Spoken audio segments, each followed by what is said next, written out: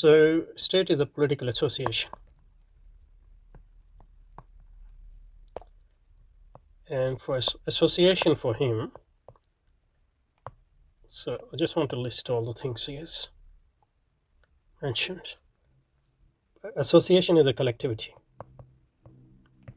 so they put a collectivity which is gathered together for a purpose. I'm not sure at this point, but it seems to me there is some sort of intentionality involved as well. So as if people actually gather together to intentionally form that political association, which you call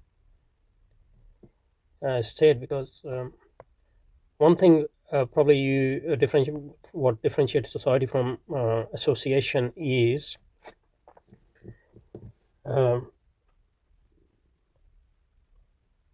that there's no intentionality involved in society. Society is more organic and spontaneous phenomenon. On the other hand, you can't say that association is a spontaneous phenomenon. But I'm not sure about that. I mean, you can form a actual state with the intention of forming it, but most of the state emerge from previously existing states, and and those emerge from basically social orders, which were more primitive or more primordial forms of state, etc. So that I want to note that thing I want to note here. And the second thing, he says that association has capacity for action or agency.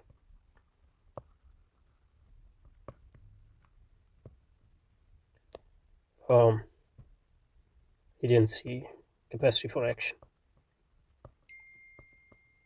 Obviously, association does it through its members, but obviously, society has some sort of agency as well. But probably, we'll see. And from agency, he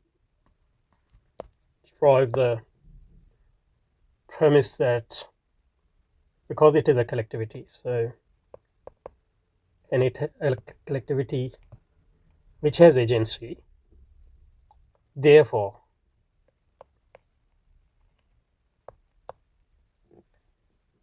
it also has some structure of authority, through which one course of action or another can be determined, because collective agency cannot work without some sort of authority or structure of authority.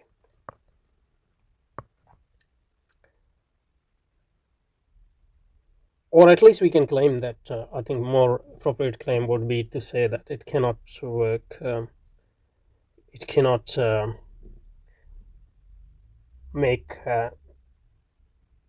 it cannot have its own agency apart from the agency of its members, unless it has some sort of a structure of authority through which it uses its members to execute or to execute its own agency. And the fourth one is not that important, I think, because he said since authority is a relation that exists only among agents, so association is a collectivity of agents. Yeah, but association also might have institutions, structures, which are obviously not agents or collection of agents. But surely it's a collection of agents, but it is not only the collection of other collective persons such as classes, crowd, and others. For they don't have the capacity for agency and have no structures of authority to make decision. A mob is not an association. So mob obviously can have agency, but probably it doesn't have agency of its own because it doesn't have structure of authority, according to his point, I think. Okay, let's see if there is any other point left, otherwise I'll stop here. And from that, he drives the idea that society is not in itself an association, because society is not an agent.